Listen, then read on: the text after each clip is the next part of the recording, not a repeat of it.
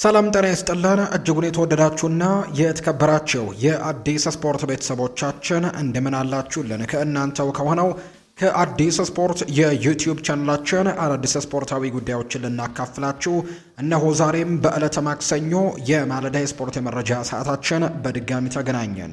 ስለምታደምጡን ስለምትከታተሉን ቆይታችሁም ከኛ ጋር ስለሆነ እጅጉን ከልብ አድርገን ነው የምናመሰግነው። በዛሬ ፕሮግራማችን የተለያዩ ስፖርታዊ ጉዳዮችን እንደተለመደው ወደ እናንተ ማድረሳችንን የምንቀጥል ነው የሚሆነው። ዛሬ የሚደረጉ ጨዋታዎች ያሉ በአውሮፓ ቻምፒየንስ ሊግ ዛሬ በጣም ተጠባቂ ሁለት ጨዋታዎች ይደረጋሉ። የስፔኑ ክለብ ሪያል ማድሪድ በሜዳው ኤል ኢስታዲዮ ሳንቲያጎ ቤርናቢው ባየር ሚኒክን የሚያስተናግድበት ጨዋታ ዛሬ ይደረጋል። ከዛ ውጪ ስፖርቲንግ ሊዝበን በሜዳው ሆዜ አልቫላዴ ስቴዲየም ደግሞ አርሰናልን የሚገጥምበት ጨዋታም ዛሬ ከሚደረጉ መርሃ ግብሮች መካከል በጉጉት የሚጠበቁት ሁለቱ የአውሮፓ ቻምፒየንስ ሊግ የዛሬ ጨዋታዎች እነዚህ ናቸው። ምሽት 4 ሰዓት ላይ ይደረጋሉ።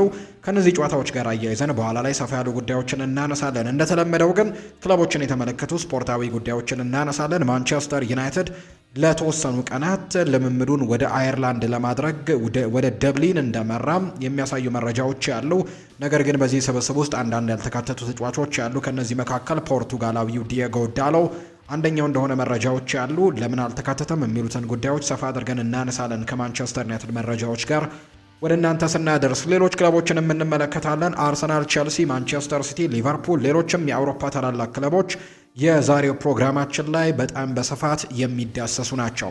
እስከ ፕሮግራማችን ፍጻሜ ድረስ አብራችሁኝ እንድትቆዩ በአክብሮት ነው የምጋብዘው። ቪዲዮአችንን ላይክ፣ ቻናላችንን ሰብስክራይብ እያደረጋችሁ ቆይታችሁን ከኛ ጋር እንድታደርጉ የአክብሮት ግብዣን ወደ እናንተ አቀርባለሁ። እስከ ፕሮግራማችን ፍጻሜ አብራችሁኝ ቆዩ። ከመሸጋገሪያ በኋላ በድጋሚ እንገናኛለን። አብራችሁኝ ነው።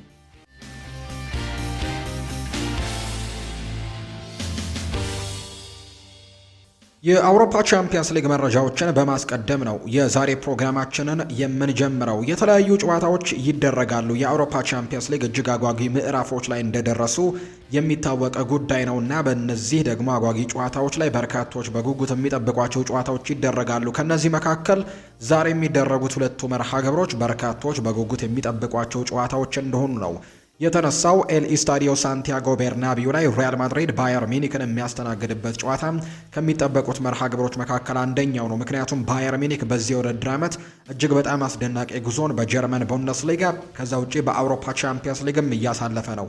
በአውሮፓ ቻምፒየንስ ሊግ በምድብ ጨዋታዎች ላይ በአርሰናል ከተሸነፈው ጨዋታ ውጪ እያንዳንዱን ጨዋታዎች በማሸነፍ በምድብ ፌዙ ላይ ሁለተኛ ደረጃን ይዞ ያጠናቀቀ ቡድን ነው። ከዛ ውጪ በጥሎ ማለፉ ጨዋታዎች ላይ ደግሞ አታላንታን በሰፊ ጎል ልዩነት 10-2 አካባቢ አሸንፎ ነው ወደዚህኛው ዙር መምጣቱን የምናስታውሰውና በጣም ጠንካራ ቡድን እንደሆነ ይታወቃል። በዚህ የውድድር ዓመት በአውሮፓ ቻምፒየንስ ሊግ ላይ ከፍተኛ ግምት ከሚሰጣቸው ጥቂት ክለቦች ምናልባት በጣት ከሚቆጠሩ አንድ ወይ ሁለቱ ደረጃዎች ላይ ልናስቀምጠው የምንችለው ቡድን ነው ባየር ሚኒክ እና በጣም ጠንካራ ስብስብ እንዳለው የሚታወቅ ጉዳይ ነውና እንግዲህ የዛሬው ጨዋታ እንዲጠበቅ ያደርገዋል። ሪያል ማድሪድ ደግሞ ሪያል ማድሪድ ነው። ምንም እንኳን ደከም ያለ የውድድር ዓመትን እያሳለፉ እንደሆነ ቢታወቅም ምንም እንኳን በአውሮፓ ቻምፒየንስ ሊግ ባለፉት ጨዋታዎች ላይ ማንቸስተር ሲቲን በተለይ ጥለው ያለፉበት መንገድ ምናልባት ሪያል ማድሪድ አሁንም በአውሮፓ ቻምፒየንስ ሊግ በጣም ትልቅ ግምት የሚሰጠው አይነት ቡድን እንደሆነ በደንብ ያሳየ ቡድን አድርጎታል። ለምሳሌ ያክል ወይን ማርክ ሩኒ የዘንድሮን የአውሮፓ ቻምፒየንስ ሊግ ዋንጫን እንዲያሸንፍ ቅድመ ግምት የምሰጠው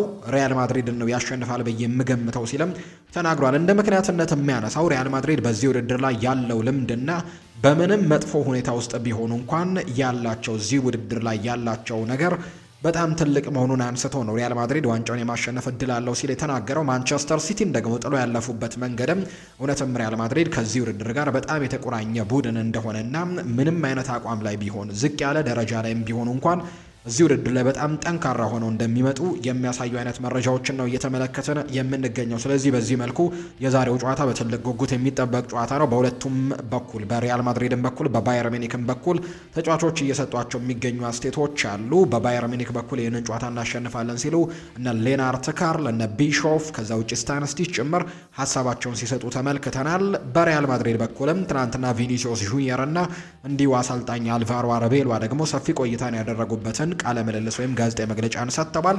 እነሱን ጉዳዮች ሰፋ አድርገን በኋላ ላይ የሪያል ማድሪድ ጉዳዮችን ስናነሳ ወደ እናንተ የምናደርስ ነው የሚሆነው። ለባየር ሚኒክ ትልቁ ዜና የሚሆነው የአጥቂያቸው ሃሪ ኬን መመለስ ነው።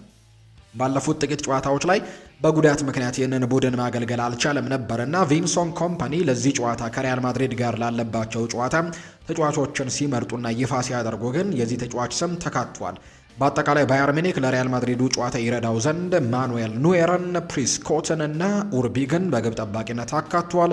ዳዮቶ ፓሚካኖ፣ ኪም ሚንጃይ፣ ጆናታን ታህ፣ ጆሹዋ ኪሚች፣ ሰርጂ ናብሪ፣ ሊዮን ጎሬትስካ፣ ሃሪኬን፣ ጀማል ሙሲያላ፣ ኒኮላ ጃክሰን፣ ሉዊስ ዲያስ፣ ማይክል ኦሊሴ እንዲሁ አልፎንሶ ዴቪስ፣ ቢሾፍ፣ ኢቶ፣ ጉሬሮ፣ ላይመር፣ ሌናርት ካርል፣ ስታኒስቲች እና ፓቭሎቪች በዚህ ጨዋታ ላይ ይሳተፋሉ ተብለው የተመረጡ የአሰልጣኝ ቪንሰንት ኮምፓኒ ስብስብ እንደሆነ ይፋ ተደርጓል። ይህ ስብስብ ነው ወደ ኤል ኢስታዲዮ ሳንቲያጎ ቤርናቢው እንዳመራ የሚያሳዩ መረጃዎች እየወጡ የሚገኙት። በሪያል ማድሪድ በኩል አብዛኞቹ ተጫዋቾች በሙሉ ጤንነት ላይ እንደሚገኙ ይፋ ተደርጓል። ምንም እንኳን የግብ ጠባቂያቸውን ቲቦ ኩርቱዋን ግልጋሎት በዛሬው ጨዋታ ላይ እንደማያገኙ የተረጋገጠ ነው። ሌላኛው በጣም ለረጅም ጊዜ ጉዳቶች በኤሲኤል በጉዳት ምክንያት እዚህ ውድድር ላይ ላንመለከተውና በዚህ ውድድር ዓመትም በሪያል ማድሪድ መለያ ማንመለከተው ብራዚላዊው ሮድሪጎ ጎይሽ ካልሆነ በስተቀር በሪያል ማድሪድ በኩል ሁሉም ዝግጁ እንደሆኑ እየተነገረ ይገኛል። ነገር ግን አሁንም በቡድን ውስጥ የተወሰኑ መከፋፈሎች እንዳሉ እየተገለጸ ነው። ተጫዋቹ ኬሊያን ምባፔ ላይ በጣም ትልቅ ትችቶች እየተሰነዘሩ ይገኛሉ። እንደ ምክንያትነት የሚነሳው ጉዳይ ደግሞ ተጫዋቹ በመከላከሉ ረገድ እየሰጠው ያለው አገልግሎት በጣም ደካማ መሆን፣ እሱ በሚሰለፍባቸው ጨዋታዎች ላይ ሪያል ማድሪድ ሽንፈት እንዲገጥመው እየሆነ ነው የሚሉ አይነት ሀሳቦች እንዲነሱ እየተደረገ ይገኛልና በዚህም መሰረት ኬሊያን ምባፔም ከደጋፊዎች ጭምር ትችቶች እየተሰነዘረበት እንዳለ ነው የሚነገረው። ነገር ግን ጎል አስቆጣሪያቸው እንደሆነ ይታወቃል እና በዛሬው ጨዋታ ላይ ምን አይነት ነገሮች ያሳያል የሚለው ጉዳይ የሚጠበቅ ነው። ልክ ምሽት 4 ሰዓት ሲል በኤል ኢስታዲዮ ሳንቲያጎ ቤርናቢው ሪያል ማድሪድ የጀርመኑን ክለብ ባየር ሚኒክን የሚያስተናግድበት ጨዋታ ይጠበቃል። በኢስታዲዮ ሆዜ አልቫላዴ ፖርቱጋል ስፖርቲንግ ሊዝበን ላይ ወይም ደግሞ ከተማዋ ሊዝበን ላይ የሚደረግ ሌላኛው ጨዋታ ስፖርቲንግ ሊዝበንን ከአርሰናል ጋር የሚያገናኘው ጨዋታ ነው። ይህ ጨዋታም እጅግ በጣም ተጠባቂ ከሆኑ መርሃ ግብሮች መካከል አንደኛው ነው። ምክንያቱም አርሰናሎች የአውሮፓ ቻምፒየንስ ሊግን ለማሸነፍም በትልቁ ተስፋ አድርገው ይህን ነው የውድድር ዓመትም እየተንቀሳቀሱ እንደሚገኝ የሚታወቅ ጉዳይ ነው። ስለዚህ በዚህ የውድድር ዓመት ለአራትዮሽ ዋንጫ ነበር እንደሚጫወቱ በቅርብ ሳምንታት የምናውቀው። ነገር ግን ከሁለት የዋንጫ ውድድሮች ደግሞ በጥቂት ሳምንታት ልዩነቶች ውስጥ ወጥተዋል። ከካራባው ካፕ በፍጻሜው ተሸንፈው ዋንጫውን አሳልፈው ሰጥተዋል። በኤፍኤ ካፕ ደግሞ በዚህ ሳምንት መጨረሻ ከሳውዝሃምፕተን ጋር በነበራቸው ጨዋታ ተሸንፈው ከውድድር ውጭ መሆናቸው ተረጋግጧልና አሁን ላይ 2 ዋንጫዎች ይቀሯቸዋል። እነዚህን 2 ዋንጫዎች ለማሳካት የአሰልጣኝ ሚኬል አርቴታ ስብስብም ምን አይነት ተጋድሎ ያሳየናል የሚለው ጉዳይ በርካቶች የሚጠብቁት ጉዳይ ነው። ነገር ግን የአርሰናል ደጋፊዎች አሁን ላይ መጠነኛ ስጋቶች እንደገባቸው ግን የሚያሳዩ ነገሮች ያሉ። አንደኛው ደግሞ ስራ ዛሬ ይጀምራል ተብሎ ይታሰባል። በአውሮፓ ቻምፒየንስ ሊግ ትልቅ ስራ እንደሚጠብቃቸው ይታወቃል። አንደኛው ወሳኙ ስራ ዛሬ በስፖርቲንግ ሊዝበን ሜዳ የሚደረግ ይሆናል ተብሎ ይታሰባል። ቪክቶር ዮኬሬሽ የቀድሞ ክለቡን ነው የሚገጥመው። በስፖርቲንግ ሊዝበን በኩል ወሳኙ ተጫዋቻቸው ሞርተን ሆይለማንድ በቅጣት ምክንያት በዛሬው ጨዋታ ላይ አይኖርም። በመልሱ ጨዋታ ላይ ግን ይሰለፋል ተብሎ ይጠበቃል። ይህ ጨዋታ ምሽት 4 ሰዓት ሲል የሚደረግ ሌላኛው መርሃ ግብር ነው። አብዛኞቹ ሰዎች ግን አርሰናል ይህንን ጨዋታ የማሸነፍ ቅድመ ግምት እንዳለውና ትልቅ እድል እንዳለው ሀሳቦቻቸውን እየሰነዘሩ ይገኛሉ። ከአርሰናል ጋር አያይዘን ግን ከዚህ ጨዋታ ጋር አያይዘን በኋላ ላይ የአርሰናል ጉዳዮችን ስናነሳ ሰፋ ያሉ መረጃዎችን ወደ እናንተ የምናደርስ ነው የሚሆነው። ክለቦችን የተመለከቱ ስፖርታዊ ጉዳዮችን ደግሞ ወደ እናንተ እናደርስ። የማንቸስተር ዩናይትድ ጉዳዮችን እንንገራቸው። ማንቸስተር ዩናይትድን በተመለከተም ቅድሚያ የምናነሳው ጉዳይ ወይን ማርክ ሩኒ ስለ ማይክል ካሪክ የሰጠው ሀሳብ ነው። ወይን ማርክ ሩኒ አሰልጣኝ ማይክል ካሪክ በማንቸስተር ዩናይትድ ቤት ቋሚ ሆነው እንዲቀጥሉ ከሚፈልጉ ወይም ደግሞ ማይክል ካሪክ በቋሚ አሰልጣኝነቱ ቦታ ላይ በቋሚነት ተቀጥሮ እንዲቀጥል ከሚፈልጉ ሰዎች መካከል አንደኛው የቀድሞ ተጫዋች ወይን ማርክ ሩኒ እንደሆነ በርካታ ጊዜ በሚሰጣቸው ሀሳቦች እንመለከታለን። አንዳንድ የቀድሞ የማንቸስተር ዩናይትድ ተጫዋቾች ደግሞ በአንጻሩ ከወይን ሩኒ በተቃራኒ የሆኑ ሀሳቦችን ለምሳሌ ያክል ፖል ስኮልስ አሰልጣኝ ማይክል ካሪክ በቋሚነት መቀጠል የለበትም የሚል አይነት ሀሳብ እንዳለው በተደጋጋሚ ሲነገር እንደነበር እናስታውሳለን። እና የተለያዩ አይነት ሀሳቦች ናቸው እየተሰጡ የሚገኙት። ወይን ማርክ ሩኒ ግን ማይክል ካሪክ ዋና አሰልጣኝ ሆኖ በማንቸስተር ዩናይትድ ቤት ስለመቀጠሉ ግን አንዳንድ ጉዳዮችን እያጋራም ይገኛል። ወይን ማርክ ሩኒ ሲናገር 100% ቦታውን ሊያገኘው የሚገባው ሰው ስሙን ጥቀስ ካላችሁኝ ማይክል ካሪክ ነው ሲል ወይን ማርክ ሩኒ ይናገራል። ይህም ቀደም ብዬ ተናግሬው ነበር። በማይክል ካሪክ እንዲህ ያለ ውጤት እንደሚመጣም አውቄ ነበር። ተጫዋቾቹ በጥራት ሲጫወቱ፣ እንደ ቡድን ተቀናጅተው ሲንቀሳቀሱና በጣም ጠንካራ ቡድን ሲሆኑ እየተመለከትኩኝ ነው። ይሄ ደግሞ ለእኔ እንደዚህ ያለ ፈጣን ለውጥ ያመጣን አሰልጣኝ ለምን መቀየር እንደሚያስፈልግ ራሱ አይገባኝም። ሀሳቡ ራሱ ከየት እንደመጣላቸው በጭራሽ ሊገባኝ አይችልም ሲልም ጭምር ነው ወይን ማርክ ሩኒ የሚናገረው። ካሪክ እስካሁን በመራቸው ጨዋታዎች ውስጥ እስካሁን ከታዩት አሰልጣኞች ሁሉ የተሻለ የማሸነፍ ንጻር ያለው አሰልጣኝ ነው። በእኔ እይታ ማይክል ካሪክ ይህንን ቦታ የግድ ማግኘት ይኖርበታል ሲልም ጭምር ነው እየተናገረ የሚገኘው። ወይን ማርክ ሩኒ ይህንን ሀሳቡን ነው እየሰጠ የሚገኘውና አሰልጣኝ ማይክል ካሪክ በማንቸስተር ዩናይትድ ቤት በቋሚ አሰልጣኝነቱ መቀጠል ይኖርበታል ሲልም ጭምር ሀሳቡን እየሰጠም ይገኛል። ሌላኛው ከማንቸስተር ዩናይትድ ጋር የምናነሳው ጉዳይ ዲየጎ ዳሎ በህመም ምክንያት ወደ አየርላንድ ደብሊን እንደማያቀና ይፋ ተደርጓል። ማንቸስተር ዩናይትድ በእረፍት ጊዜው ወደ አየርላንድ ደብሊን በማምራት የቀናት ልምምድ ለመስራትም ማቀዳቸው ሰሞኑን ስንገልጽላችሁ እንደነበረ ይታወሳል። ክለቡ ትላንትና ወደ አየርላንድ ያመራውን የቡድን ስብስባቸውን ይፋ አድርገዋል። የመስመር ተጫዋቾቹ ዲየጎ ዳሎ እና ግብ ጠባቂው ቶም ሂተን ባጋጠማቸው ህመም ምክንያት ግን ወደ አየርላንድ ደብሊን ከሚያመራው የቡድን ስብስብ ውጪ መሆናቸው ወይም ያልተካተቱ መሆናቸው ይፋ ተደርጓል። ላለፉት 5 ወራት ጉዳት ላይ የሚገኘው ማታያስ ደሊትም በተመሳሳይ ወደ አየርላንድ ካላመሩት የማንቸስተር ዩናይትድ ተጫዋቾች መካከል አንደኛው ነው ተብሏል። ስለዚህ ዲየጎ ዳሎ እንዲሁ ግብ ጠባቂው ቶም ሂተን እና ማታያስ ደሊት የማንቸስተር ዩናይትድ ተጫዋቾች ሆነው ወደ አየርላንድ ደብሊን ለዝግጅት ያልሄዱ ተጫዋቾች ናቸው። የዳሎ እና የሂተን በህመም ምክንያት ሲሆን ማታያስ ደሊት ደግሞ ባለበት የጀርባ ህመም እንደሆነ ነው ይፋ እየተደረገም የሚገኘው።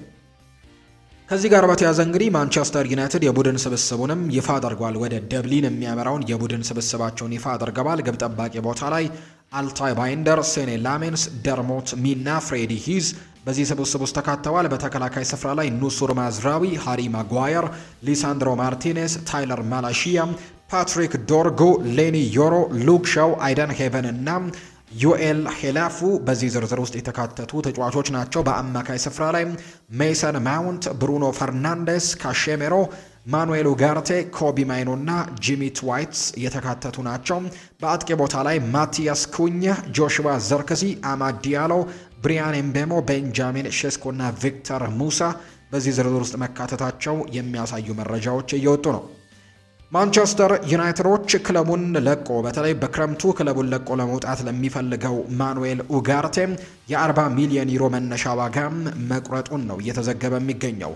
አሁን ላይ የተጫዋቹ ሁኔታም ጋላት ሳራይ፣ ኒውካስል ዩናይትድ እና አስተን ቪላ በቅርበት እየተከታተሉት እንደሚገኙ የሚያሳዩ መረጃዎችን ነው ከቼንድ ኦፍ ሳይድ የተባለው የመረጃ ምንጭ ይፋ እያደረገ የሚገኘው። ዩናይትዶች ግን 40 ሚሊዮን ዩሮ ከዚህ ተጫዋች ገንዘብ ለማግኘትም እቅድ እንዳላቸው ነው የተነገረው። በተለይ በጥር የተጫዋቾች የዝውውር መስኮት ማኑኤል ኡጋርቴን ለማስፈረም ተቃርቦ የነበረው ጋላት ሳራይ በክረምቱ የዝውውር መስኮትም ተጫዋቹን ለማስፈረም እየሞከረ ነው ተብሏል። ማንቸስተር ዩናይትድ ትክክለኛ ዋጋ ከቀረበለትም ኡጋርቴን ለመሸጥም ክፍትና ፍቃደኛ እንደሆነ ጭምር የሚያሳዩ መረጃዎች ናቸው እየወጡ የሚገኙት። የአርሰናልን ጉዳዮች ደግሞ እናንሳ። ጋብሪኤል ማርቲኔሊ ቅጣት አይጣልበትም ተብሏል።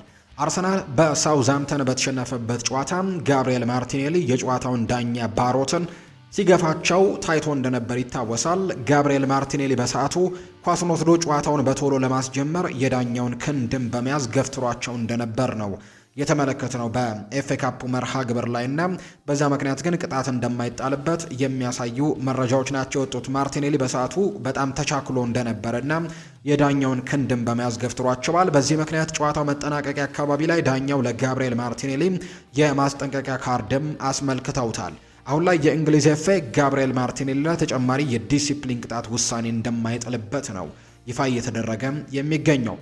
ሌላኛው የስፖርቲንግ ሊዝበኑ አጥቂ የሆነው ሉዊስ ሱዋሬዝ አርሰናልን ስለመግጠም ሀሳቡን ሰጥቷል። በተለይ አምና ቪክተር ዮኬሬሽን በክረምቱ የተጫዋቾች የዝውውር መስኮት ለአርሰናል አሳልፈው የሰጡት ስፖርቲንግ ሊዝበኖች የቪክተር ዮኬሬሽ ተተኪ አድርገው ያመጡት አጥቂም ኮሎምቢያዊው ሉዊስ ሱዋሬዝ እንደሆነ ይነገራል። በስም ነው ከቀድሞ የሊቨርፑል የባርሴሎና ተጫዋች አሁን በኢንተር ማያሚ ከሚገኘው ዩራጓዊው ተጫዋች ሉዊስ ሱዋሬዝ ጋር በስም ተመሳሳይ ነው። ነገር ግን ይሄ ኮሎምቢያዊ ተጫዋች ነው። ሉዊስ ሱዋሬዝ ይሰኛል። በጣም ጥሩ የሚባል የውድድር ዓመትን ነው በፖርቱጋሉ ክለብ ስፖርቲንግ ሊዝበን ዘንድሮ እያሳለፈ የሚገኘው። በርከት ያሉ ጎሎችንም ማስቆጠር ችሏል። ቪክተር ዮኬሬሽንም ጭምር በደንብ እንደተካውና እሱ የሚያስቆጥራቸውን ያክል ጎሎችን እያስቆጠረ እንደሚገኝ ነው መረጃዎች የወጡት። ምንም አንፈራም ብሏል የስፖርቲንግ ሊዝበን አጥቂ ሉዊስ ሱዋሬስ ሲናገር። ተጋጣሚዎቻችንን እናከብራለን፣ ነገር ግን ማንንም አንፈራም ሲልም ጭምር ይናገራል። ቪክተር ዮኬሬሽን ተክቶ በሱ ቦታ ስለመጫወቱም ሲጠየቅ ለማንኛውም ተጫዋች የቪክተርን ቦታ ወስዶ መጫወት ትልቅ ፈተና ነው። የራሴን የሙያ ህይወትም በጣም የሚያስደስት ፈተና ነው ብዬ መናገር እችላለሁ። እናም ደግሞ ጥሩ ምላሽ እየሰጠው እንደሆነ ይሰማኛል ሲልም ጭምር ነው ሀሳቡን እየሰጠም የሚገኘው ኮሎምቢያዊ አጥቂ ሉዊስ ሱዋሬዝ እና በጣም ድንቅ ተጫዋች መሆኑን በዚህ ውድድር ዓመትም እያሳየ ይገኛል። ቪክተር ዮኬሬሽንም ተክቶ እያደረጋቸው በሚገኙ ጨዋታዎችም በተለይ ቪክተር ዮኬሬሽ ካመራ በኋላ ስፖርቲንግ ሊዝበን በአጥቂ ቦታ ላይ ምን አይነት ተተኪ ተጫዋችን ያመጣሉ፣ ማንስ የእሱን ሚና ይተካላቸዋል የሚል አይነት ሀሳቦችን በርካቶች ሲያነሱ እንደነበር የምናስታውሰው ጉዳይ ነው። ነገር ግን ያንን ቦታም በትክክል ተክቶታል ብለው በርካቶች ሀሳቦቻቸውን እንዲሰጡ አድርጓቸዋል ነው የተባለው። ምክንያቱም ከተመለከትን በፖርቱጋል ሊግ ወይም ደግሞ በፖርቱጋል ፕሪሜራ ሊጋ በምንለው ዘንድሮ በተደረጉት ጨዋታዎች 27 ጨዋታዎችን ማድረግ እንግዲህ በሚቻልበት ሊግ ላይ እስካሁን 27 ሳምንታት ነው የተጓዘው። እሱ ግን በ27 ሳምንታት ውስጥ የተሰለፈው በ25ቱ ጨዋታዎች ላይ ነው። በ25 ጨዋታዎች በአጠቃላይ 29 የግብ ተሳትፎችን አድርጓል። በ25ቱ ጨዋታዎች 24 ጎሎችን አስቆጥሮ 5 አሲስቶችን ማድረግ የቻለበትን አጋጣሚ ጭምር ተመልክተናል። በአውሮፓ ቻምፒየንስ ሊግም እንዲሁ 10 ጨዋታዎችን አድርጎ 7 የግብ ተሳትፎችን አድርጓል። 5 ጎሎችን በማስቆጠር 2 አሲስቶችን እንዲሁ በማድረግ በሌሎች ውድድሮችም በአሊያንዝ ካፕ በሚባለው ውድድር ላይም እንዲሁ በተጫወተበት ልክ ጎል ማስቆጠር የቻለበት አጋጣሚ ጭምራልና በጣም በርከት ያሉ ግቦችን ዘንድሮ ማስቆጠር ችሏል። ለፖርቱጋሉ ክለብ ስፖርቲንግ ሊዝበን በዛሬው ጨዋታ ላይም ለአርሰናሎች የተከላካይ ክፍል ምናልባት ይህንን ተጫዋች በደንብ ማየት እንደሚገባቸውና በትኩረት መቆጣጠር እንዳለባቸው የሚያሳዩ መረጃዎች ናቸው እየወጡ የሚገኙት። ሊያንድሮ ትሮሳርድ፣ ዴክላን ራይስ፣ ጁሪየን ቲምበር እና ቡካዮ ሳካ ለስፖርቲንግ ሊዝበኑ ጨዋታ ዝግጁ ይሆናሉ ተብሎ ይጠበቃል። ምናልባት ግን በትላንትናው ጨዋታ ላይ በትላንትናው የልምምድ ሴሽናቸው ላይ ግን ቲምበር እንዲሁ እንዳልነበር እንዲሁ ቡካዮ ሳካም በልምምድ ሴሽኑ ላይ እንዳልነበር የሚያሳዩ ነገሮች እየወጡ ይገኛሉ። ነገር ግን የመመለስ እድል አላቸው ተብሏል። ትሮሳርድ እና ዴክላን ራይስ ግን ምስሎቻቸው ይፋ እንደተደረጉ ነው የተገለጸው። እነዚህ ተጫዋቾች ግን ለዛሬው የስፖርቲንግ ሊዝበን ጨዋታ ይደርሳሉ ተብሎ ይታሰባል። ቪክተር ዮኬሬሽ የጎል ማግባት ብቃቱ አሁንም ቀጥሏል። ላለፉት 3 ጨዋታዎች ለክለቡና ለብሔራዊ ቡድኑ 5 ጎሎችን ማስቆጠር ችሏል። በዚህ የውድድር ዘመን በአርሰናል በሁሉም ውድድሮችም የሚያስቆጠራቸው ጎሎችን ወደ 17 አደርሷቸዋል። ለአርሰናል በዚህ የውድድር ዘመን በአራቱም ውድድሮች ላይ ጎል ማስቆጠር ችሏል። በቀሪው የውድድር ዘመንም የፊት መስመሩን ለመምራት ከሱ የተሻለ ደግሞ አማራጭ አርሰናሎች የላቸውም ተብሎ ይታሰባል። በተለይ በቅርብ ጊዜ ደግሞ በሀገሩ ብሔራዊ ቡድን ለስዊድን ብሔራዊ ቡድን ከዛ ውጭ ወደ ዓለም ዋንጫ እንዲያልፉ ትልቅ አስተዋጽኦን አበርክቷል። በሁለት ጨዋታዎች 4 ጎሎችን በማስቆጠር ከዛ ውጭ በአርሰናልም ደግሞ ከኢንተርናሽናል ብሬኩ መልስ ምንም እንኳን በሳውዝሃምፕተን ቢሸነፉም በዛ ጨዋታ ላይ ጎል ማስቆጠር ችሎ እንደነበር እናስታውሳለን እና በጣም ጥሩ ፎርም ላይ ያለ ተጫዋች እንደሆነ ነው የተነገረው። ትላንትና የአርሰናል ተጫዋቾች ልምምድ ሲሰሩ ተመልክተናልና ለየት ያለ ልምምድንም አድርገዋል። በትላንትናው ዕለት ላይ የሰሜን ለንደኑ ክለብ አርሰናል ተጫዋቾች በትላንትናው የልምምድ ክፍለ ጊዜያቸው ላይ ለየት ያለ ልምምዶችን ሲሰሩ ተመልክተናል። ተጫዋቾቹ በቡድን ሆነው በጭንቅላታቸው መሀልም ኳስን ደግፈው ይዘው ሲንቀሳቀሱም የሚያሳዩ አይነት ምስሎችን ተመልክተናል። በተጨማሪም በርካታ የመጻፊያ እስክሪብቶዎችን ይዘው በቡድን ሆነው በጣቶቻቸው ደግፈው ደግሞ በመያዝም ኳስን እየገፉ ሲሄዱ ታይተዋል። ይሄ ምክንያቱ ለምንድን ነው? እንደዚህ አይነት ነገሮች የተደረጉት ለምንድን ነው የሚሉ አይነት ጥያቄዎች ይነሳሉ። አዲሱ የልምምድ መንገድ የተዘጋጀው ተጫዋቾች በአንድ ጊዜ 2 ስራዎችን እንዲያከናውኑ እንዲረዳቸውና ንቁ እንዲሆኑ ታስበው የተደረገ ወይም ደግሞ 2 ስራዎችን በአንድ መከወን እንዲችሉ አእምሯቸውን ለማዳበር እንደሆነ ይፋ ተደርጓል። ከዚህ በፊት አሰልጣኝ ሚኬል አርቴታ እንደዚህ አይነት ነገሮችን ሲያደርግ እናስታውሳለን። ለምሳሌ በካምፕ ውስጥ አንዳንድ ነገሮችን ሲያደርግ እናስታውሳለን። ለምሳሌ ተጫዋቾችን የተለያዩ ነገሮችን እንዲሰርቃቸው ሌቦችን ጭምር እስከ መቅጠርም ተደርሶ እንደነበር እናስታውሳለን። ይሄ ነገር በትክክል ሰርቋቸው እንዲሄድ ብቻ ሳይሆን የተጫዋቾቹን ትኩረት ወይም ደግሞ የተጫዋቾቹን ምን ያክል ንቁ ናቸው የሚለውን ነገር ለመፈተን ነው። የእነዚህ ሌቦች ለመስረቅ በሚሞክሩበት ሰዓት ተጫዋቾቹ የሚሰጡት ሪያክሽንን ለመመልከትና በጣም ፈጣኖች እንዲሆኑ በማሰብ የተደረጉ ናቸው። እንደዚህ አይነት አዳዲስ ልምምዶችንም አሰልጣኝ ሚኬል አርቴታ በመሞከር የሚታወቅ ነውና ትናንትናም እንደዚህ አይነት ልምምዶችን ሲያደርጉ ተመልክተናል። አርሰናል ዛሬም ከስፖርቲንግ ሊዝበን ጋር የአውሮፓ ቻምፒየንስ ሊግ ጨዋታ እንደሚያደርግ ግን የሚታወቅ ነው። ሊቨርፑልን የተመለከተ መረጃን ደግሞ እናንሳ። የሊቨርፑል ደጋፊዎች ተቃውሞ ሊያሰሙ እንደሚችሉ የሚያሳዩ መረጃዎች እየወጡ ነው። የመርሲሳይዱ ክለብ ሊቨርፑል ደጋፊዎች የክለቡን ትኬት ዋጋ ጭማሪን ተከትሎ ተቃውሞ ለማሰማትም እቅድ እንዳላቸው ተነግሯል። ሊቨርፑል ለሚቀጥሉት 3 የውድድር ዓመታት የትኬት ዋጋ ጭማሪ ማድረጉን ይፋ ማድረጉ ይታወሳልና የሊቨርፑል ደጋፊዎች ማህበር በበኩሉ ውሳኔውን በመቃወም በአንፊልድ ውጪ ላይና እንዲሁ በአንፊልድ ውስጥም ተቃውሞ ለማሰማትም እቅድ መያዛቸው የሚያሳዩ ነገሮች ናቸው ያሉት። ደጋፊው የመጀመሪያ ተቃውሞ ክለቡ ቅዳሜ ከፉልሃም ጋር በሚያደርገው ጨዋታ ላይ ያን ተቃውሞን እንደሚጀምሩ ነው ይፋ የተደረገው። የተጨመረው የትኬት ዋጋ ጭማሪም አግባብነት የሌለው ነው ሲሉ ጭምር ነው የሊቨርፑል ደጋፊዎች የተናገሩት። የኤፍኤ ካፕ ውድድር ስኬት ወይም ደግሞ ስንብት በአሰልጣኝ አርነ ስሎት ስራ ላይ ተጽዕኖ እንደሌለው ይፋ ተደርጓል። አሰልጣኙ የኤፍኤ ካፑን ዋንጫ ቢያሸንፉም ክረምት ላይ ስራቸውን ማዳን እንደማይችሉ ተነግሯል። በተቃራኒም ከሩብ ፍጻሜ መሰናበታቸውም በአመቱ መጨረሻ ላይ የሚኖረው ግምገማ ላይ እንደ ድክመት እንደማይቆጠር ነው የተነገረው። የዚህ ምክንያቱ የክለቡ ኃላፊዎች ለ14 ዓመታት ለሀገር ውስጥ ዋንጫዎች የሚሰጡት ግምት ባለመቀየሩ እንደሆነ ጭምር ነው የተነገረው። ኃላፊዎቹ ካለው የፋይናንስ ጥቅም አንጻር ከሀገር ውስጥ ዋንጫዎች የበለጠ በቻምፒየንስ ሊግ መሳተፍን እንደሚመርጡ ነው የተነገረው። ክለቡ ቀጣይ ዓመት አርነ ስሎት ነገሮችን እንዲያስተካክሉ እድል መስጠት እንደሚፈልግ ነው ዘ አትሌቲክ የተናገረው። ነገር ግን የሚሆነው እንግዲህ ጥያቄ ምልክቶች ያሉበት ይሄ ሊሆን የሚችለው ግን በውድድር ዓመቱ በጥሩ ሁኔታ ማጠናቀቅ ከቻሉ ብቻ ነው። በሚቀጥለው የውድድር ዓመት እንግዲህ የኤፍኤ ካፑን አለማሸነፋቸውና ከኤፍኤ ካፕ ውድድር መውጣታቸው በሩብ ፍጻሜ ላይ ተጽዕኖ ሊፈጥርባቸው እንደማይችል ይፋ ተደርጓል። ነገር ግን የአውሮፓ ቻምፒየንስ ሊግን ቦታ ይዘው ማጠናቀቅ የማይችሉ ከሆነ ግን ለአርኔ ስሎት በጣም ትልቅ ሪስክ ሊኖረው እንደሚችል የሚያሳዩ ነገሮች አሉ። ያ ነገር ምናልባት ስልጣኑን እስከ ወዲያኛው ሊያሳጣው እንደሚችል ይነገራል። ነገር ግን ያንን ነገር አሳክቶ ማጠናቀቅ የሚችሉ ከሆነ ግን ግምገማው ላይ ጥሩ ነጥብ ሊሰጣቸው እንደሚችልና በቀጣዩ የውድድር ዓመት ቡድናቸውን እንዲያስተካክሉ እድል ሊሰጣቸው ይችላል ተብለው ይታሰባል። አሁን ላይ የክለቡ ኃላፊዎች እንግዲህ ምዘና የሚሆነው በቻምፒየንስ ሊግ መሳተፍና አለመሳተፍ ላይ ይሆናል ተብሎ ይታሰባል። አሰልጣኙም ይሄ ነው ትልቁ የቤት ስራ ይሆናል ተብሎ የሚጠበቀው በሊቨርፑል በኩል። ሌላኛው ጋዜጠኛ ፒተር ሆል የሰጠው ሀሳብ ነው። ቫን ዳይክ ካሁን በኋላ ለሊቨርፑል አይመጥንም የሚል አይነት ሀሳብን ጭምር ነው ጋዜጠኛ ፒተር ሆል የተናገረው። አንዳንድ ጊዜ ግን እግር ኳስ ጥሎ ከመሄዱ በፊት መተው ይኖርብሃል ሲልም ጭምር ነው ፒተር ሆል ሀሳቡን እየሰጠ የሚገኘው። የፌንዌይ ስፖርትስ ግሩፕ ወይም ኤፍኤስጂ ላለፉት 14 ዓመታት ለሀገር ውስጥ ዋንጫዎች እንደ ኤፍኤ ካፕ እና ካራባው ካፕ ያሉ ዋንጫዎች ዝቅተኛ ግምት አሁንም አልተቀየረም። ከምንጊዜውም በላይ የአውሮፓ ቻምፒየንስ ሊግ ተሳትፎን ማረጋገጥ ነው ትልቁ ግባቸው። ምክንያቱም ውድድሩ የሚያስገኘው ገቢ ከፍተኛ እንደሆነ ስለሚታወቅ የኤፍኤ ካፕን ማሸነፍ በዚህ ክረምት የአሰልጣኙን ሁኔታ በምንም አይነት መረጃ እንደማይቀይረው ነው እየተገለጸ የሚገኘውና በሚቀጥለው የውድድር ዓመት አሰልጣኝ አርነ ስሎት እንዲቀጥሉ የአውሮፓ ቻምፒየንስ ሊግ ተሳትፎን ቶሎ ማግኘት እንዳለባቸው የሚያሳዩ መረጃዎች ደግሞ እየወጡ ነው። ኢብራሂማ ኮናቴ ከሊቨርፑል ጋር ላለፉት 18 ወራት በንግግር ላይ ቆይቷል። ነገር ግን ክለቡ መጀመሪያ ላይ ያቀረበው የክፍያ ጥያቄ በጣም አነስተኛ በመሆኑ እስካሁን ስምምነት ላይ አልተደረሰም። ንግግሮችም ለተወሰነ ጊዜ ተቋርጦ የነበረ ቢሆንም አሁን ላይ ግን እንደገና መጀመራቸውን የሚያሳዩ መረጃዎች ወጥተዋል። የተጫዋቾቹ የአሁኑ ውልም በዚህ ክረምት የሚጠናቀቅ በመሆኑ ትልቁ ግምትም ተከላካዩ አዲስ ውል ይፈርማል የሚል ነው። ምንም እንኳን አንዳንድ ዝርዝር ጉዳዮች ገና ቢቀሩም ሊቨርፑል እና ደግሞ ኮናቴ አሁን ላይ ከምን ጊዜውም በላይ ለስምምነት ተቃርበዋል የተባለው። ሪያል ማድሪድ ከተጫዋቹ ፈላጊዎች መካከል ቢሆኑም ኮናቴ ግን በሊቨርፑል ለመቆየትና ከፊፋ የዓለም ዋንጫ በፊትም ባሉት ጥቂት ዓመታት ውስጥም የወደፊት እጣ ፈንታውን እንዲወስንም ይፈለጋል የሚል መረጃ እየወጣ እንደሚገኝ ነው ዘገባዎች የጠቆሙት።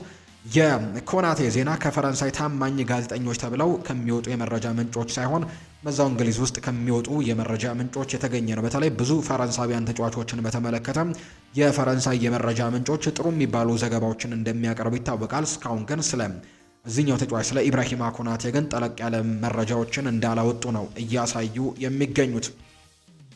አርነ ስሎት አሁን ላይ የሚመራው የቡድን ስብስብ ለሱ ሲሉ የእግር ኳስ መሰረታዊ ነገሮች እንኳን በቋሚነት ለመተግበር ፍላጎት የሌላቸው ወይም አቅም ያጡ ተጫዋቾች ያሉበት ስብስብ ነው ሲል ዴይሊ ሜል ይናገራል። አንድ አሰልጣኝ በዚህ ደረጃ ላይ ሲደርስ ቀጣዩ የሚጠብቀው ነገር አብዛኛውን ጊዜ ሻንጣውን ጠቅሎ መሄድ ነው፣ ከክለቡ መሰናበት ነው የሚጠብቀውና አርነ ስሎትን በቀጣይ የምንመለከታቸው ይሆናል ብለዋል። ዴይሊ ሜል ባወጣው መረጃ ላይ ነው ይህን ሀሳብ እያጋራ የሚገኘው። ሊቨርፑሎች የፖርቶን ዲየጎ ኮስታን እና የሊሉን ሉካስ ቼቫሊየርን ተመልክቶ ነበር። ፓሪስ ሰን ዠርሜን ከመግባቱ በፊት ሉካስ ቼቫሊየር ወደ ፓሪስ ሰን ዠርሜን መግባቱን እናስታውሳለን። ሆኖም ግን ማማርዳሽቪሊ የተሻለ ዋጋ አንጻር የላቀ አማራጭ እንደሆነ ታምኖበት ነው እንደፈረመም የሚያሳዩ መረጃዎችም እየወጡ የሚገኙት። የማንቸስተር ሲቲን መረጃዎች ደግሞ እናገራችሁ። ባለፈው ሳምንት ይፋ እንደተደረገው ከሆነ በርናርዶ ሲልቫ በሰኔ ወር ማንቸስተር ሲቲን በነፃ ዝውውር ወይም ፍሪ ኤጀንት ይለቃል። የማንቸስተር ሲቲ ረዳት አሰልጣኝ የሆነው ፔፕ ላይንደርስም እንዳረጋገጡት ከሆነ በርናርዶ ሲልቫ ክለቡን መልቀቁን ማሳወቁን ጉዳዩን ይፋዊ ያደርገውታል። በርናርዶ የዓለም ዋንጫው ከመጀመሩ በፊት አዲሱን ክለብ ለመምረጥም ተስፋ እንደሚያደርግና በሱ ስራ ላይ እንደሚያተኩር ወይም አዲሱን ቡድኑን ስለመወሰንም ትኩረት እንደሚያደርግ ነው እየተገለጸ የሚገኘው።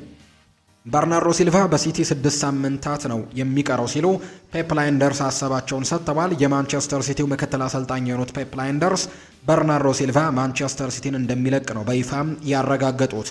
በርናርዶ ሲልቫ በማንቸስተር ሲቲ ለ6 ሳምንታት ብቻ እንደምንመለከተው ጨምረው ተናግረዋል። አስደሳች ታሪኮች ሁሉ መጨረሻ አላቸው ያሉት አሰልጣኙ ከኛ ጋር ባለው የመጨረሻ ወርም የሚደሰትበት እንደሚሆን ተስፋ አደርጋለሁ ሲሉ ጭምር ይናገራሉ። አክለውም ከኛ ጋር 6 ሳምንታት ብቻ ይሄ ተጫዋች ይቀሩታል፣ ስለዚህ ሽኝት እንደምናደርግለትም ተስፋ አለኝ፣ ምክንያቱም ትልቅ ነገር የሚገባው ተጫዋች ነው ሲሉ ተናግረዋል። ፔፕ ላይንደርስ ናቸው ይህንን ሀሳብ የሰጡት። በርናርዶ ሲልቫን የማይተካ ያሉት ፔፕ ላይንደርስ እሱ ላይ ተጫዋች ነው፣ የትኛውም ተጫዋችም ዝውውር የእሱን ቦታ ሊተካልን አይችልም ሲሉ ጭምር ይናገራሉ። በርናርዶ ሲልቫን በፊት ሊቨርፑል እያለው እጠላው ነበር፣ አሁን ላይ ግን በጣም የምወደው ተጫዋች ነው ሲሉ ፔፕ ላይንደርስ ጨምረው ተናግረዋል። ከዚህ በፊት የየርገን ክሎፕ ምክትል አሰልጣኝ እንደነበሩ እናስታውሳለን በሊቨርፑል ቤትና አሁን ግን የፔፕ ጓርዲዮላ ምክትል ሆነው በማንቸስተር ሲቲ ቤት እየሰሩ እንደሆነ የሚታወቅ ጉዳይ ነው። ፔፕ ላይንደርስ ሲቀጥሉና በሊቨርፑል ቤት በጣም እጠላው ነበር፣ አሁን ግን እንደሱም ወደው ተጫዋች የለም ሲሉ ይናገራሉ። አርብ ዕለት የማንቸስተር ሲቲ የልምምድ ክፍለ ጊዜ መጨረሻችሁ ደቂቃዎች ላይም ሩበን ዲያስ ቀለል ያለ ጉዳት ደርሶበታል ሲሉም ፔፕ ላይንደርስ ይናገራሉ። በአሁኑ ጊዜ የእሱን ሁኔታ እየገመገምን ነው፣ ምርመራዎችን የሚያደርጋል ብዬ አስባለሁ፣ ስለዚህ መጠበቅ አለብን። ስለ ጆን ስቶንስ እውነቱን ለመናገር እሱ ብዙ ከሜዳ አይርቅም ብዬ ነው የማስበው ሲሉ ፔፕ ላይንደርስ ጨምረው ተናግረዋል። አንቷን ሴሜኒዮ ይናገራል። ለዚህ ነው ማንቸስተር ሲቲን የተቀላቀልኩት፣ ለሁሉም ዋንጫዎች መታገል የምንፈልገው ለዚህ ነው። በቻምፒየንስ ሊግ ስላለመጫወታችንና ከውድድሩ በመሰናበታችን በጣም አዝናል። ነገር ግን የምንወዳደርባቸው 2 የፕሪሚየር ሊግና የኤፍኤ ካፕ ዋንጫዎች ያሉን እንደምናሸንፋቸውም ተስፋ አደርጋለሁ ሲልም ጭምር ይናገራል። አንቷን ሴሜኒዮ ነው ይህንን ሀሳብ እየሰጠ የሚገኘው። የቼልሲን ጉዳይ እናንሳ። አሁን ላይ የወጣ መረጃ እንደሚያሳየው ከሆነ ቼልሲ የባርሴሎናውን ተከላካይ ዩሊየስ ኩንዴን በዚህ ክረምት ለማስፈረም ጠንክሮ እየሰራ እንደሚገኝ ከቼን ኦፍ ሳይድ የተባለ የመረጃ ምንጭ ይፋ አድርጓል። ሪስ ጄምስ ጥሩ እድገት እያሳየ ይገኛል። በዚህ ወር መጨረሻ ካልሆነም ደግሞ በቀጣይ ወር መጀመሪያ ወደ ሜዳ ሊመለስ እንደሚችል የሚያሳዩ መረጃዎች አሉ። ሪስ ጄምስ በቅርቡ ወደ ቼልሲ እንደሚመለስና ወደ ሜዳ እንደሚመለስ የሚያሳዩ ዘገባዎች ናቸው በትልቁ እየተመለከተን የምንገኘው። የሪያል ማድሪድ ጉዳዮችን እናንሳ። ቪኒሲዮስ ጁኒየር በሪያል ማድሪድ ቤት አዲስ የውል ስምምነት እንደሚፈርምና ለረጅም ጊዜ እንደሚቆይ ተረጋግጧል። በሚፈለገው ጊዜም ውሌን አዲስ ያለው እናም እዚህ ክለብ ለረጅም ጊዜ ቆያለሁ ብለዋል። ሪያል ማድሪድ የህልም ክለቤ መሆኑንም አስታውሱ ሲልም ጭምር ነው የተናገረው። አሁንም በውሌ ላይ 1 ዓመት ይቀረኛል፣ ነገር ግን ስለ ውሳኔዎቹ በጣም የተረጋጋሁ ነኝ። የፕሬዝዳንቱ ፍሎሬንቲኖ ፔሬዝ እምነትም አለኝ። እንዲሁም ከአንቸሎቲ ጋርም እንዳደረግኩት ሁሉ ከአርቤሏ ጋርም ልዩ ግንኙነት አለኝ። ሁልጊዜም ከኔ ጋር ምን እንደሚፈልግም ግልጽ አድርጎ ነግሮኛል። ሁልጊዜም ሜዳ ውስጥም ሁሉንም ነገሬን ሰጥቻለሁ፣ እናም ወደፊትም እቀጥላለሁ ሲልም ነው ፋብሪዚዮ ሮማኖ ሀሳቡን እየሰጠም የሚገኘው። የአልቫሮ አርቤሏ የወደፊት ቆይታ ደግሞ በቻምፒየንስ ሊግ ውጤት ላይ የተንጠለጠለ ነው ተብሏል። እንደ ዲያሪዮ አስ ዘገባ ከሆነ አርቤሏ በሚቀጥለው የውድድር ዘመን በሪያል ማድሪድ ቤትም ወይም በሪያል ማድሪድ አሰልጣኝነት የመቀጠል እድሉ በቻምፒየንስ ሊጉ በሚያስመዘግበው ውጤት ላይ የተወሰነ ነው። በተለይም ከባየር ሚኒክ ጋርም በሚደረገው ጨዋታ ለውሳኔ ትልቅ ድርሻ ይኖረዋል ተብሎ ይታሰባል። ቡድኑ በማዮርካ በደረሰበት ሽንፈት ምክንያትም በአሰልጣኙ ላይ ጥርጣሬዎች እንዲፈጠሩ እንዳደረገ ነው የተነገረው። ኬሊያን ምባፔ እና ቪኒሲዮስ ጁኒየር ሁለቱም ከባየር ሚኒክ ጋር በሚያደርጉት ጨዋታ በቋሚነት ይጀምራሉ ተብሎ ይታሰባል። ባለፉት ጥቂት ጊዜያቶች ብራሂም ዲያስ በቋሚ አስተላለፉ ሲካተት ነበር። አሁን ወደ ተጠባባቂ ወንበር ይወርዳል የሚሉ መረጃዎች ናቸው ዲያሪዮ አስ ይፋ ያደረገው። ቪኒሲዮስ ጁኒየር ትላንትና ጋዜጣዊ መግለጫ ሰጥቷል። ከአሰልጣኝ አርቤሏ ጋር የተገኘው ተጫዋች ቪኒሲዮስ ነበርና በርከት ያሉ ሀሳቦችን የሰጠው። በእርግጥም የተጫዋቾች ከደጋፊዎች ጋር ያላቸው ግንኙነት በጣም አስፈላጊ ነገር ነው ይላል ቪኒ ሲናገር። ይህም ሁልጊዜም በሜዳችንና በቻምፒየንስ ሊግ በሚደረጉ ጨዋታዎች ያለውን እንቅስቃሴ ወይም ዳይናሚክሱን ይቀይረዋል። ጠንካራ ቡድን እየመጣብን ነው፣ ነገር ግን በእነዚህ ጨዋታዎች ላይ ልምድ አለን። ተስፋ አደርጋለሁ ነገሮችን በትክክል እንደምናስኬዳቸውና እንደምንሰራቸው ሲልም ይናገራል። ቪኒሲዮስ ይቀጥልና የተለያዩ ቀናት አሉ። በአንዳንድ ቀናት በጣም እየተቀራረብን እንሰራለን፣ ሌላ ጊዜ ደግሞ እንዲሁ ትስስራችን ይቀንሳል። በማዮርካ ላይም የተፈጠረው ይሄ ይመስለኛል ሲልም ጭምር ነው የተናገረው ቪኒሲዮስ ጁኒየር ሲናገር። እንዲሁ ቪኒ ቀጥልና ደግሞ ጠንካራ ቡድን እንደሚገጥመን ስለምናውቅ ትስስራችንን አሁን ማጠንከር ያለብን ሰዓት ነው ሲልም ጭምር ይናገራል። ከእረፍት መልስ የመጣ ነው። አሰልጣኙ እንዳለው ደግሞ 200% ዝግጁ ካልሆንክ ጨዋታዎችን ማሸነፍ አትችልም ሲልም ነው የተናገረው። ስለ ኮንትራት ማደስም እንዲሁ ተጠይቆ ነበር። እዚህ ለረጅም ጊዜ መቆየት እንደምንችል ተስፋ አደርጋለሁ። ገና 1 ዓመት ይቀረኛል፣ ነገር ግን በጣም ረጋ ብያለሁ። የፕሬዝደንቱ እምነትንም አግኝቻለሁ ብለዋል። በትክክለኛው ጊዜ ኮንትራቴን አድሳለሁ። እናም እዚህ ለረጅም ጊዜ መቆየት አይቀሬ ነው፣ ምክንያቱም ይሄ የህልሜ ክለብ ነው ሲልም ጭምር ነው የተናገረው። ቪኒሲዮስ ይቀጥሉና ከአንቸሎቲ ጋር እንዳለኝ አይነት ልዩ ግንኙነትም ከአርቤሏ ጋርም እንዲኖረኝ ይፈልጋለሁ። እሱ ሁልጊዜም ከኔ ጋር እንደሚፈልግ በግልጽ ይነግረኛል። እኔም ምንጊዜም ምርጡ ብቃቴን ነው የምሰጠው። ወደፊትም ይህንኑ ቀጥልበታለሁ። ጎል ሳስቆጠር እንደዛ ለረጅም ጊዜ ቆይቼ አይመስለኝም። ከዛም መጥፎ ጊዜ ተምሬያለሁ።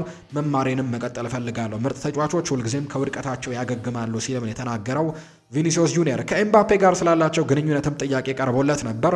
ሰዎች ብዙ ነገሮችን እንደሚሉ አውቃለሁ። ኬሊያን እኛን ለመርዳት ነው እዚህም የተገኘው። በሚገባ ጎሎችንም በራስ መተማመን ይሰጠናል። ለዛሬው ጨዋታም ተቀናጅተን መቅረብ አለብን። ከባድ ጨዋታ ነው ዛሬ የሚጠብቀን። እንዲህ ባሉ ጨዋታዎች ላይ ትልልቅ ተጫዋቾች ልዩነት ይፈጥራሉ። ኤምባፔ ደግሞ ከትልልቆቹ ልዩነት መፍጠር ከሚችሉ ተጫዋቾች መካከል አንደኛው ነው ብሎታል ቪኒ ሲናገር። አሁን ላይ ምን አይነት ስሜት ነው የሚሰማ ከሚልም ጥያቄ ከጋዜጠኞች ቀርቦለት ነበር። አሁን በጣም ደህና ነኝ። በዚህ የውድድር ዘመን አስቸጋሪ ጊዜያቶችን አሳልፌያለሁ። ጎል ሳላገባ ቀርቼ ደጋፊዎች ያፌዙብኝ ወይም ደግሞ ቡ ይሉብኝ ነበር። ነገር ግን ያ ሁሉ ለመማር የረዳኝ ጊዜ ነው።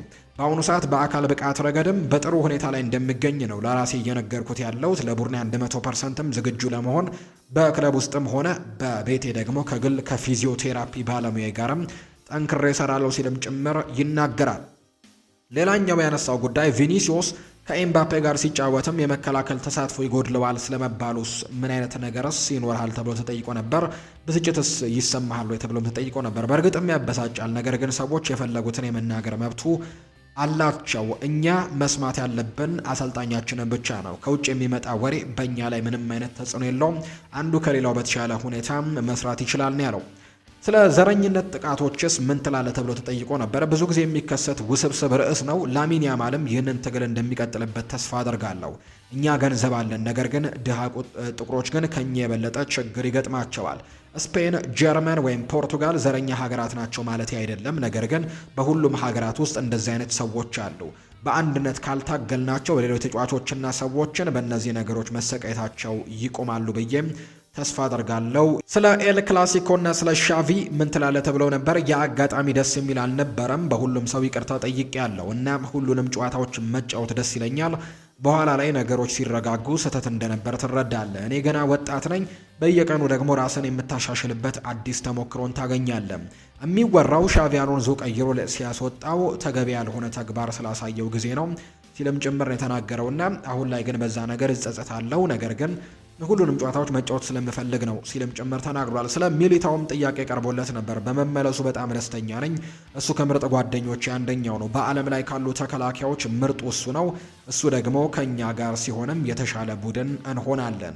ሁሉም ተጫዋቾች ሲኖሩ ደግሞ በበለጠ እንጠነከራለን። አሁን ላይ ጁድ ቤሊንጋም፣ አይደር ሚሊታውና ሴባዮስም ተመልሰዋል ሲልም ጭምር የተናገረው። ከቪኒሲዮስ ጁኒየር ውጪ ደግሞ አልቫሮ አርቤሏ ከዛሬው ጨዋታ ጋር አያይዞ በርከት ያሉ ሀሳቦችን አንስቷል። ባየር ሚኒክ እጅግ አስደናቂ የውድድር ዘመንን እያሳለፉ ነው ብሏል።